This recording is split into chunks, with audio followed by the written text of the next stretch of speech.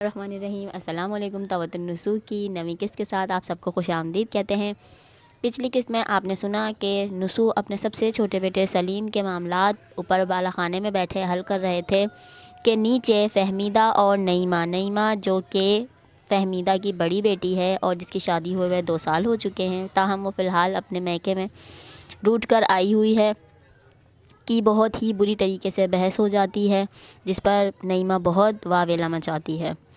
حل یہ نکالا جاتا ہے کہ فہمیدہ کی بڑی بہن ہے، ان کی بیٹی صالحہ کو بلایا جائے گا کیونکہ ان دونوں کی آپس میں بہت بنتی ہے، جبکہ اب نسوء نے اپنے درمیانے منجلے بیٹے علیم کے ساتھ بات چیت کرنا شروع کی ہے۔ آئیے دیکھتے ہیں ان کی کیا بات چیت ہوتی ہے۔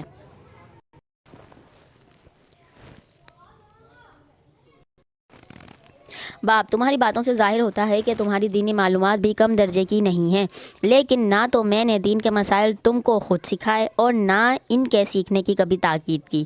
مدرسے میں تاریخ و جغرافیہ و ہندسہ و ریاضی کے سوا کوئی دوسری چیز پڑھاتے نہیں، پھر دینی معلومات حاصل کیں تو کہاں سے کیں؟ بیٹا، اس میں شک نہیں کہ میں نے چھوٹی سی عمر میں قرآن پڑھا تھا، لیکن وہ دوسرے ملک کی زبان ہے، طوطے کی طرح اول سے آخر تک پڑھ گیا۔ مطلق سمجھ میں نہیں آیا کہ اس میں کیا لکھا ہے اور کیا اس کا مطلب ہے۔ پھر مکتب میں بھی گیا تو وہاں کوئی دین کی کتاب پڑھنے کا اتفاق نہ ہوا۔ قصے کہانی ان میں بھی اکثر بری بری باتیں، یہاں تک کہ جن دنوں میں بہار دانش پڑھا کرتا تھا، ایک پادری صاحب چاندنی چوک میں سر بازار واز کہا کرتے تھے۔ مکتب سے آتے ہوئے لوگوں کی بھیڑ بھاڑ دیکھ کر میں بھی کھڑا ہو جاتا تھا۔ پادری صاحب کے ساتھ کتابوں کا بھی ایک بہت بڑا ذخیرہ تھا اور اکثر لوگوں کو اس میں سے کتابیں دیا کرتے تھے۔ ہمارے مکتب کے کئی لڑکے بھی کتابیں لائے تھے، انہوں نے کتاب کی جلد تو اکھاڑ لی اور ورقوں کو یا تو پھاڑ کر پھینک دیا یا پٹھے بنا لیے۔ کتابوں کی عمدہ جلدیں دیکھ کر مجھ کو بھی لالچ آیا اور میں نے کہا چلو ہم بھی پادری صاحب سے کتاب مانگیں۔ مکتب سے اٹھ میں سیدھا پادری صاحب کے پاس چلا گیا۔ بہت سے لوگ ان کو گھیرے ہوئے تھے، ان میں ہمارے مکتب کے بھی 2-4 لڑکے تھے۔ لوگ ان کے ساتھ کچھ مذہبی بحث کر رہے تھے، ان کو میں نے خوب نہیں سمجھا، مگر ایک بات تھی کہ اکیلے پادری صاحب ایک طرف تھے اور ہندو و مسلم سینکڑوں آدمی ایک طرف۔ لوگ ان کو بہت سخت باتیں کہتے تھے، کوئی دوسرا ہوتا تو ضرور لڑ پڑتا، مگر پادری صاحب کی پیشانی پر چین بھی تو نہیں آتی تھی۔ سخت بات سن کر الٹے مسکرا دیتے تھے۔ لڑکے ایک شیطان ہوتے ہیں، تھوڑی دیر تو کھڑے سنتے رہتے، چلے جانے لگتے تو ان میں سے ایک نے کہا لولو ہے، بے لولو ہے۔ اس کی یہ بات سن لوگوں کو ناگوار ہوئی اور 2-4 آدمیوں نے اس کو مارنے کے لیے پتھر بھی اٹھائے۔ پادری صاحب نے روکا اور منع کیا کہ خبردار اس سے کچھ مت بولو، لولو موتی کو بھی کہتے ہیں، شاید اس نے یہ سمجھ کر کہا ہو تو اس کو انعام دینا چاہیے۔ پادری صاحب کی اس بات نے مجھ پر کیا شاید سب لوگوں کے دلوں پر بڑا ہی اثر کیا، اور جب شام ہوئی لوگ رخصت ہوئے تو کئی آدمی آپس میں کہتے جاتے تھے کہ بھائی اس شخص کا عقیدہ چاہے کیسا ہی ہو لیکن حلم اور بردباری یہ صفت اس میں اولیاء اللہ کی سی ہے۔ غرض پادری صاحب تو واعظ میں مصروف تھے، میں اپنی طاق میں تھا کہ بھیڑ ذرا کم ہو یا پادری صاحب کا سلسلہ سخن منقطع ہو تو کتاب مانگوں، لیکن نہیں معلوم پادری صاحب کو میرے قیافے سے یا کس طرح پر معلوم ہو گیا کہ میں کچھ ان سے کہنا چاہتا ہوں۔ آپ ہی نے پوچھ کر صاحبزادے تم کچھ مجھ سے کہو گے؟ میں نے کہا کہ آپ سب کو کتابیں دیتے ہیں، ایک کتاب مجھ کو بھی دیجیے۔ پادری صاحب بہت خوب، اس الماری میں سے تم ایک کتاب پسند کر لو۔ میں نے سنہری جلد کی ایک بڑی موٹی سی کتاب چھانٹی تو پادری صاحب نے کہا کہ مجھ کو اس کے دینے میں کچھ عذر نہیں، لیکن تم اس کو پڑھ بھی سکو گے۔ کون سی کتاب تم پڑھتے ہو؟ میں نے کہا بہار دانش۔ پادری صاحب بھلا تمہارا آج کا سبق بھی سنوں؟ میں نے جزدان سے کتاب نکال پڑھنا شروع کیا۔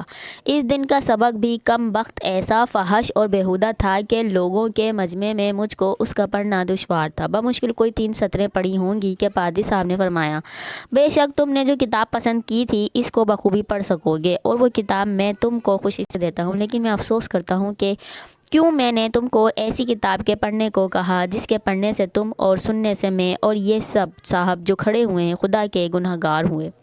خدا ہم سب کی خطا معاف کرے اور تم چاہے میری دوسری بات مانو یا نہ مانو، لیکن اس کتاب کو چھوڑ دو کہ اس کا مطلب تمہارے مذہب کے بھی بالکل خلاف ہے۔ میں تم سے سچ کہتا ہوں کہ ایسے پڑھنے سے نہ پڑھنا تمہارے حق میں بہت بہت بہتر ہے۔ یہ کتاب جو تم پڑھتے ہو تم کو گناہ اور برائی سکھاتی ہے اور بد اخلاقی اور بے حیائی کی خراب راہ دکھاتی ہے۔ باوجود یہ کہ لوگ پادری صاحب کی ہر بات کو کاٹتے تھے، مگر اس کو سب نے تسلیم کیا۔ پادری صاحب سے جو کتاب میں مانگ کر لایا تھا، اس کا نام تو مجھ کو معلوم نہیں، مگر سلیس اردو میں کسی خدا پرست اور پارسا آدمی کے حالات تھے۔ اگرچہ فی الواقع میں اس کتاب کو جلد ہی کے لالچ سے لایا تھا، لیکن میں نے کہا لاؤ میں دیکھوں تو اس میں کیا لکھا ہے۔ چنانچہ میں نے اس کو دیکھنا شروع کیا۔ جو میں اس کتاب کو پڑھتا جاتا تھا، میرا دل اس میں لگتا جاتا تھا اور اس کی باتیں مجھ کو بھلی بھی معلوم ہوتی جاتی تھیں۔ اس کتاب کے پڑھنے سے مجھ کو معلوم ہوا کہ میرا طرز زندگی جانوروں سے بھی بدتر ہے اور میں روئے زمین پر بدترین مخلوق ہوں۔ اکثر اوقات مجھ کو اپنی حالت پر رونا آتا تھا اور گھر والوں کا وتیرہ دیکھ کر مجھ کو ایک وحشت ہوتی تھی۔ یا تو میری یہ کیفیت تھی کہ مصیبت زدہ لوگوں کو دیکھ کر ہنسا کرتا تھا، یا اس کتاب کی برکت سے دوسروں کی تکلیف کو اپنی تکلیف سمجھنے لگا۔ مکتب اور بہار دانش دونوں کو میں نے اسی دن سلام کیا تھا جس روز کے پادری صاحب نے مجھ کو نصیحت کی۔ گھر میں اکیلا پڑا ہوا دن بھر اسی کتاب کو دیکھتا کرتا۔ مکتب کے چند لڑکے مجھے بلانے آئے مگر میں نہ گیا۔ آخر خود میاں جی صاحب تشریف لائے اور میں نے جی کو مضبوط کر کے ان سے صاف کہہ دیا کہ مجھ کو پڑھنا منظور نہیں۔ آپ ان دونوں دکن میں تشریف رکھتے تھے۔ ایک روز نصیبوں کی شامت میں نہیں معلوم کہاں چلا گیا۔ میری غیر حاضری میں وہ کتاب بھائی جان کی نظر پڑ گئی اور شب رات کے کوئی 4-5 دن باقی تھے۔ بھائی جان کو پٹاخوں کے واسطے ردی درکار تھی۔ بے تامل کتاب کو چیر پھاڑ کر برابر کر دیا۔ میں نے آ کر دیکھا بتھیرا سر پٹکا کیا ہوتا تھا۔ دوڑا ہوا چوک گیا کہ پادری صاحب ہوں تو دوسرا نسخہ لاؤں، مگر معلوم ہوا کہ صاحب آگرے چلے گئے ہیں۔ کفِ افسوس مل کر رہ گیا۔ بھائی صاحب کے دوستوں سے شکایت کی تو انہوں نے کہا میاں شکر کرو کہ وہ کتاب پھٹ گئی، نہیں تو تم کرسٹان ہو گئے ہوتے۔ یہ جواب سن کر تو مجھ کو ایک نئی حیرت پیدا ہوئی۔ اگر کرسٹان ایسے ہی ہوتے ہیں جن کا حال میں نے اس کتاب میں پڑھا تو ان کو برا سمجھنا کیا معنی؟ خیز چندے یہ خیالات رہے۔ اس کے بعد تو میں مدرسے میں داخل ہوا اور دوسری طرف متوجہ ہو گیا۔ اگر اب میرے خیالات دین مذہب سے کچھ علاقہ رکھتے ہیں تو یہ صرف اسی ایک کتاب کا اثر ہے، ورنہ دین کا کوئی رسالہ بھی مجھ کو دیکھنے کا اتفاق نہیں ہوا۔ باب اہل اسلام اور عیسائیوں کے معتقدات میں کچھ اختلاف ہے، مگر پھر بھی جس قدر کے عیسائیوں کا مذہب اسلام سے ملتا ہے اتنا کوئی دوسرا مذہب نہیں ملتا۔ قرآن میں کئی جگہ عیسائیوں اور ان کے بزرگان دین، قدیسوں اور راہبوں کی تعریف آئی ہے۔ عیسائیوں کی نرم دلی اور خاکساری کی مدح کی ہے۔ ان کے کلام انجیل کلام الہی ہے۔ عیسائیوں کے ساتھ مواکلت درست، مناکحت روا، غرض مغایرت کے اہل اسلام عیسائیوں کے ساتھ برتتے ہیں۔ ایک امر نامشروع ہے اور میں نہیں سمجھتا کہ ہمارے مذہب کی عمدہ کتابیں تمہارے دل پر پادری صاحب کی کتاب سے بہتر اثر نہ کرتی، خصوصاً جو ضرورت کے مجھ کو درپیش ہے۔ مجھ کو یقین ہے کہ تمہارا اس کتاب کو دیکھ لینا اس میں بہت کام آئے گا۔ ہمدردی کی جیسی کچھ تاکید ہے تم نے اس کتاب میں دیکھا ہوگا۔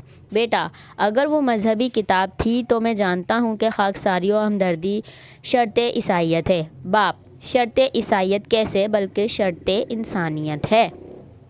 درد دل کے واسطے پیدا کیا انسان کو، ورنہ طاعت کے لیے کچھ کم نہ تھے کرو بیاں۔ لیکن میں تم سے سننا چاہتا ہوں کہ تم اس فرض کی تعمیل کہاں تک کرتے ہو۔ بیٹا جناب شاید اگر میں اس کو ہمدردی کہہ سکوں تو مدرسے کا جو لڑکا مجھ سے کچھ پوچھنا یا پڑھنا چاہتا ہے میں اس میں مطلق دریغ نہیں کرتا، گو میرا ذاتی حرج بھی ہوتا ہے۔ امتحان سالانہ میں مجھ کو نقد روپے بھی ملے تھے، میں نے ایک پیسہ اپنے اوپر خرچ نہیں کیا۔ محلے میں چند آدمی رہتے ہیں جن کو میں محتاج سمجھتا ہوں، وقتاً فوقتاً ان کو اس میں سے دیتا رہا، بلکہ ایک مرتبہ میں ایک دقت میں بھی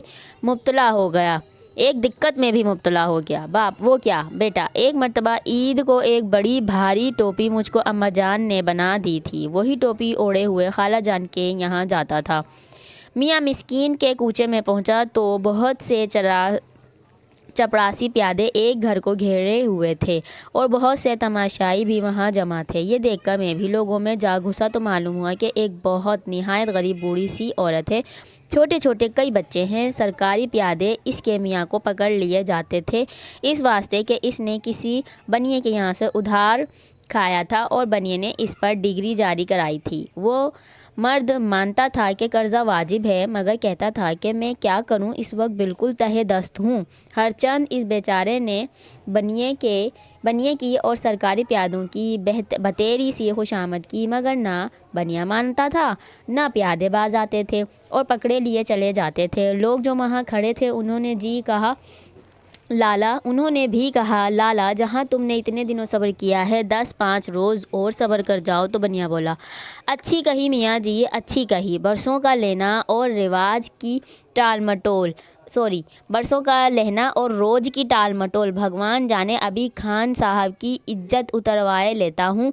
वो शख्स जिस पर डिग्री जारी थी गरीब तो था लेकिन गैरतमंद भी था। बनिए ने जो इज्जत उतरवाने का नाम लिया सुर्ख हो गया और घर में घुस तलवार मयान से निकाल चाहता था कि बनिए का सर अलग कर दे कि इसकी बीवी इसके पैरों में लिपट गई और रो कर कहने लगी, खुदा के लिए क्या गज़ब करते हो, यही तुम्हारा गुस्सा है तो पहले मुझ पर और बच्चों पर हाथ साफ करो, क्योंकि तुम्हारे बाद हमारा तो कहीं भी ठिकाना नहीं। माँ को रोता देखकर बच्चे इस तरह धाड़े मार मार कर रोए कि मेरा दिल हिल गया और दौड़ कर सब के सब बाप को लिपट गए। इनकी यह हालत देख कर खान साहब भी ठंडे हुए और तलवार को मयान की खूंटी से लटका दिया और बीवी से कहा, अच्छा तो नेकबख्त, फिर मुझको इस बेइज्जती से बचने की कोई तदबीर बता।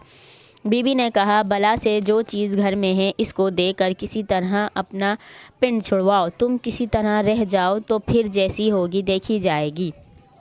तवा, चक्की, पानी पीने का कटोरा, नहीं मालूम किन किन वक्तों की हल्की हल्की बेकलई 2 पतीलियाँ, बस यही इस घर की कुल कायनात थी। चांदी की 2 चूड़ियाँ, लेकिन ऐसी पतली जैसे तार इस नेकबख्त औरत के हाथों में थीं।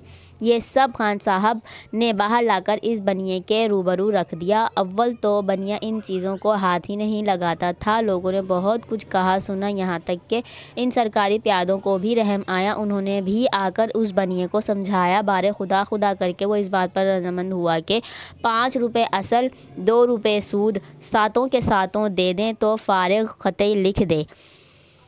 लेकिन खान साहब का कुल असासा 4.5 से ज़्यादा का ना था। तब फिर घर में गए और बीबी से कहा कि 2.5 रुपये की कसर रह गई है। तो बीबी ने कहा, अब तो कोई चीज़ भी मेरे पास नहीं। हाँ, लड़की के कानों में चांदी की बालियां हैं, देखो जो इनको मिलाकर पूरी पड़े। वो लड़की कोई 6 बरस की थी, बस बहिना जितनी हमारी हमीदा माँ। जो लगी इसकी बालियां उतारने तो वो लड़की इस हसरत के साथ रोई कि मुझसे ज़ब्त ना हो सका और मैंने दिल में कहा कि इलाही, इस वक्त मुझसे कुछ भी इसकी मदद नहीं हो सकती। फ़ौरन ख्याल आया कि 1 रुपया और कोई 2 आने के पैसे तो नकद मेरे पास हैं। देखो, टोपी बिक जाए तो शायद खान साहब का सारा कर्जा चुक जाए। बाजार तो करीब था ही। फ़ौरन मैं गली के बाहर निकल आया और रुमाल तो सर से लपेट लिया और टोपी हाथ में लिए एक गोटे वाले को दिखाई। उसने 6 की आंकी। मैंने भी छूटते ही कहा, ला बला से 6 ही दे।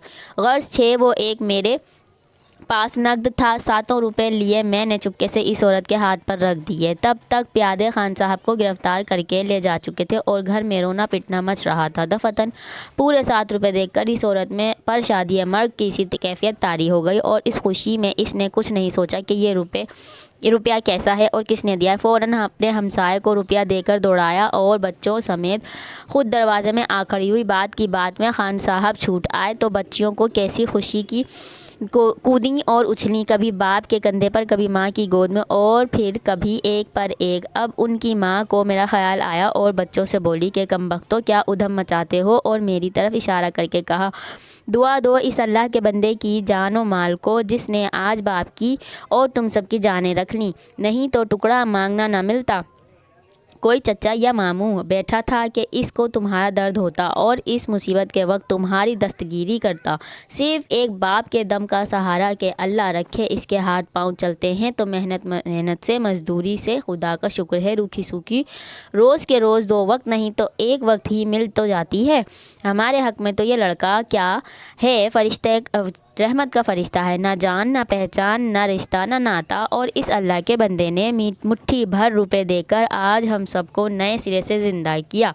وہ بچے جس قدر شکر گزاری کی نظر سے مجھ کو دیکھتے تھے، اس کی مسرت اب تک میں اپنے دل میں پاتا ہوں۔ روپیہ خرچ کرنے کے بعد مجھ کو عمر میں بھی ایسی خوشی نہیں ہوئی جیسی کہ اس دن تھی، مگر دونوں میاں بیوی کے ذہن میں اس وقت یہ بات نہیں آئی تھی کہ میں نے روپیہ ان کو دے دیا۔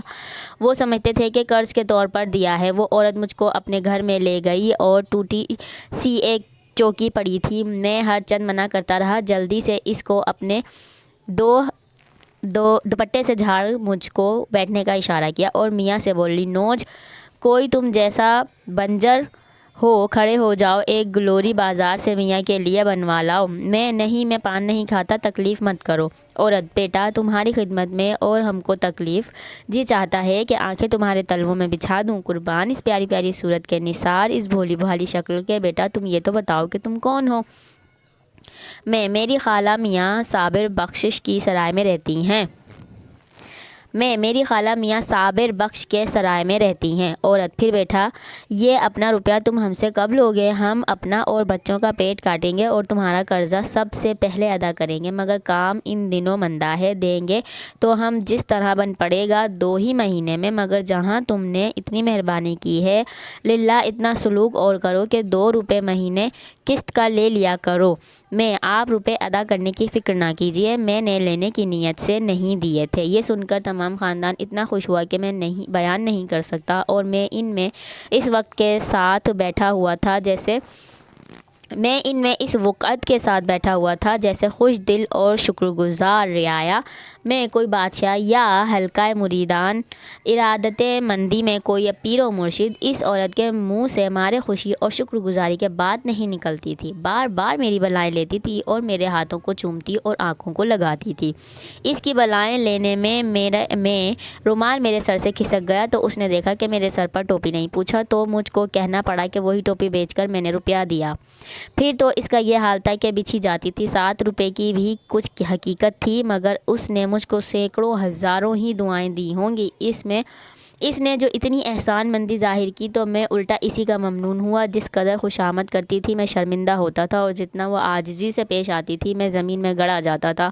غرض میں وہاں سے رخصت ہوا تو ٹوپی نہ ہونے کی وجہ سے سیدھا گھر لوٹ آیا۔ عین گلی میں بھائی جان سے ملاقات ہوئی۔ انہوں نے میری ہیبت گزاری دیکھ کر تعجب کیا اور بولے، ہیں ٹوپی کے بدلے چنے لے کھائے؟ میں نے کچھ جواب نہ دیا، اس واسطے کہ مجھ کو اس بات کا ظاہر کرنا منظور نہ تھا۔ شام کو بھائی جان سے اور اماں جان سے تکرار ہوئی۔ بھائی جان کچھ روپے مانگتے تھے اور اماں جان کہتی تھی، بیٹا ان فضول خرچیوں سے گھر کے دن چلے گئے۔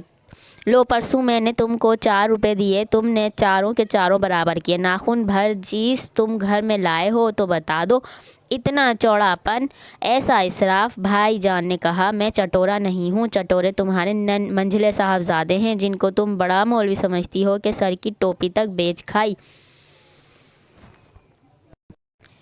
اماں جان نے مجھ کو بلا کر پوچھا۔ میں نے کہا، اگر بیچ کر کھانا ثابت ہو جائے تو جو چور کی سزا وہ میری۔ اماں جان، پھر کیا کہیں کھو دی؟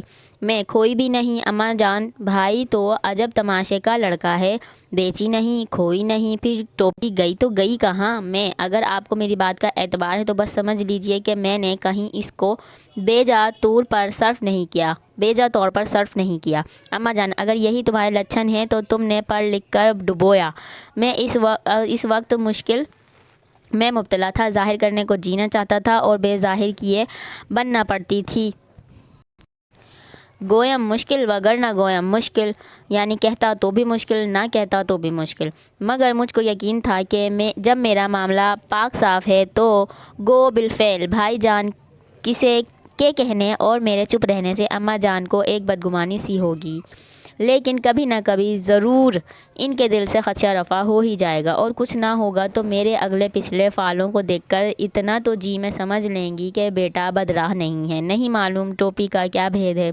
سو خدا کی قدرت ہے کہ 1 ہفتہ بھی نہیں گزرا تھا کہ صالحہ بڑی بیمار پڑی تو اماں جان اس کی عیادت کو گئی، میں ان کے ساتھ تھا۔ ابھی اماں جان سواری سے نہیں اتری تھیں کہ ادھر سے وہی خان صاحب چلے آ رہے تھے۔ مجھ کو دیکھ کر دور ہی سے دعائیں دینے لگے اور ایسے تپاک، اور اگلی قسط کا انتظار کیجیے۔ اللہ حافظ۔